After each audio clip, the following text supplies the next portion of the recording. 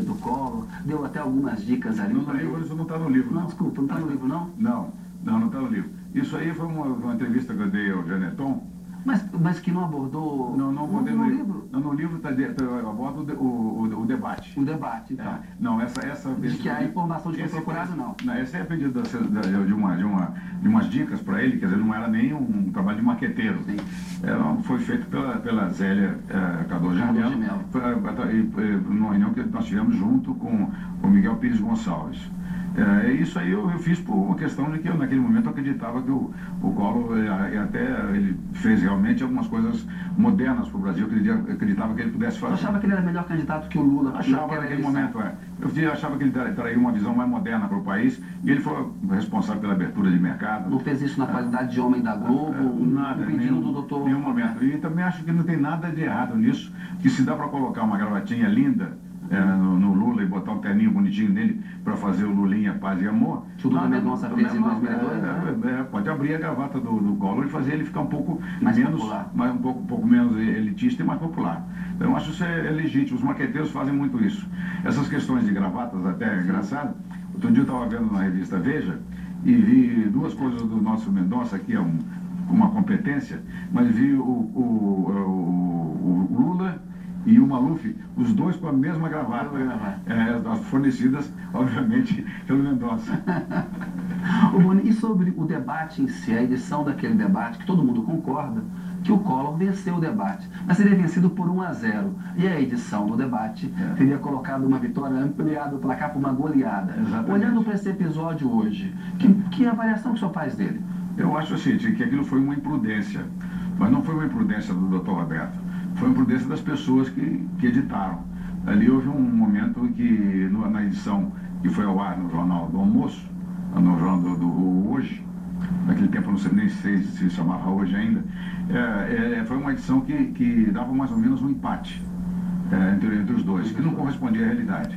O Dr. Roberto reclamou disso porque havia uma enquete feita após o debate que mostrava uma vitória do Collor de 60% dizia que o Collor havia vencido. Então, o Dr. Roberto pediu para corrigir aquilo. E pediu isso de uma maneira veemente, como era do temperamento dele. Eu acho que lá foram mais realistas do que o Rei. E você falou um pouco em futebol aí, o Armando Nogueira, que era o nosso diretor de jornalismo, e que não estava lá nesse momento, acha que a vitória do Collor foi de 3-2, não de 1-0. E que na hora da noite ele ganhou de 10-0. Então, o Armando Nogueira está certo. Está certo. Então eu acho que foi uma imprudência de quem fez, e foi uma imprudência por duas razões. Primeiro, porque foi atendido o Dr. Roberto sem que ninguém ponderasse com ele.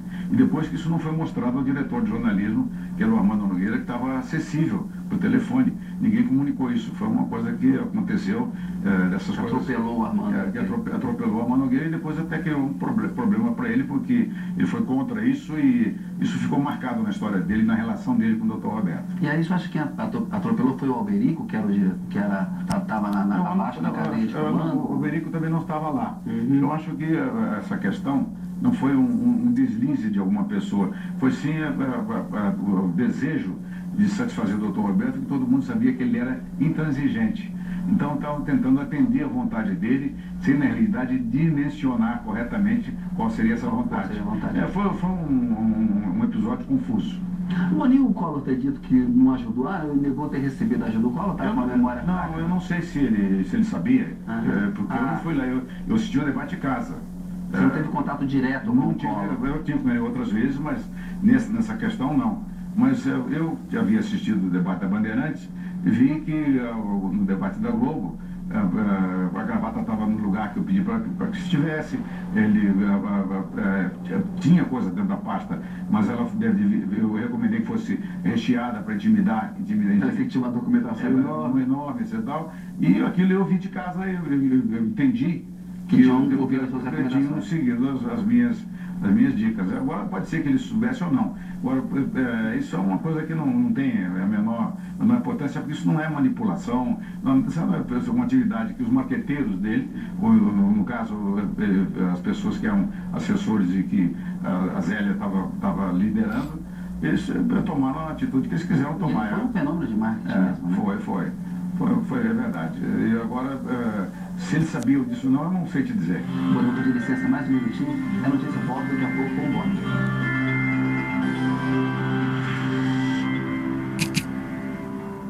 Você, como grande nome da TV, chegou a ser procurado por algum candidato na primeira eleição direta para presidente depois do fim do regime militar? Que conselho objetivo você deu? Então, nós fomos procurados pela assessoria do Collor, e o Miguel Pires Gonçalves é que viu que eu desse alguns palpites, e eu achei que a briga do Collor com o Lula nos debates estava desigual, porque o Lula era o povo e o Collor era a autoridade. Então nós conseguimos tirar a gravata do Collor, botar um pouco de suor com uma glicerinazinha e colocamos as pastas todas que estavam ali com supostas denúncias contra o Lula, mas as pastas estavam inteiramente vazias, com papéis em branco. Foi uma maneira de melhorar a postura do Collor junto ao espectador para ficar em pé de igualdade com a popularidade do Lula. O suor de Collor do debate, então, foi produzido? Todo aquele debate não o conteúdo. O conteúdo era do Collor mesmo. Mas a parte, vamos dizer assim, informal, nós é que fizemos. Eu me lembrei do Jânio, só não botei uma caspazinha no Collor porque ele não aceitou. Você pode apresentar a lista de ouro do Boni?